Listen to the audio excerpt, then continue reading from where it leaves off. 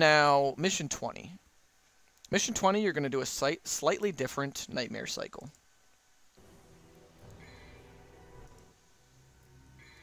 So for this, you're going to grab a purple orb to refill your devil trigger. And you're going to grab 2 holy waters. Now, the thing about starting this mission optimally is you have to devil trigger and go into vortex or flight mode immediately in order to vortex through the opening.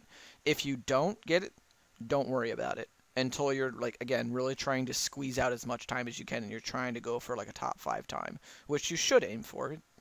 Everybody can do it as long as you practice enough. So here we go. So bam, and then I vortex through.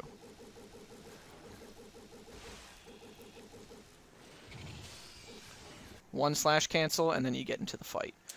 Now, what happens next here actually cost Maxi Lobes the new world record. And I'm very glad that it happened when I was recording this, so that I can show you guys without having to grind out a warning, so to speak. So, normally, when Nightmare is in his puddle form, not the form where he's, you know, emerged and shown the rest of his body. When he's in puddle form, he gets the pod that sends you down to the boss that you have to fight in order to, you know, take out a lot of his health. But in this room specifically, the pod can spawn at the very start of the fight. So when you go over to this light, jump to it. Walk a little bit and then jump to it. Because there's the pod right there, and then boom, there goes an entire minute off of your run if you don't account for this pod. So just jump. Then activate Ifrit. Yeah, it's happened to me before too, dude. I very nearly lost a PB because of it. And then the next time I did the run, I had like an entire minute and 30 seconds worth of time save on this mission alone. It was funny, but I was in a heated gaming moment. No, I wasn't. So then you activate Ifrit, or you can just do Elastor, and then switch to Ifrit. And then, again, once you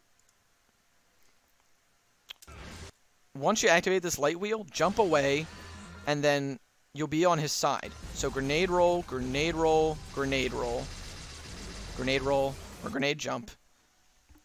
And then once you hear the sound cue again, you only have to do 4 Ifrit strikes this time, and they're fully charged again. So 1, 2, 3, 4. So much easier to do. And then you just do holy water. Skip the cutscene, and then all you have to do here, and this is another thing that I'm glad happened, so I didn't have to like try and do multiple recordings for it. But Nightmare has a chance to immediately cling to the ceiling here. There are times where you'll walk over to this wheel and activate it, and he won't have done this.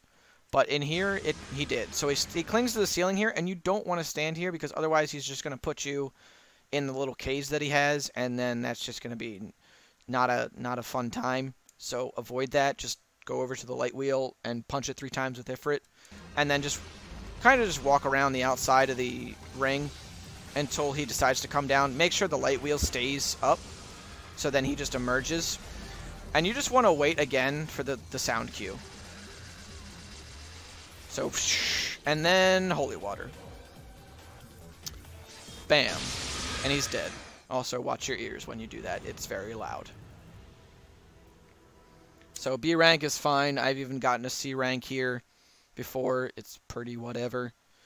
The ranks further in, like this far into the game, kind of don't mean nearly as much as the early game. The first 8 missions mean the most as far as the orbs that you get.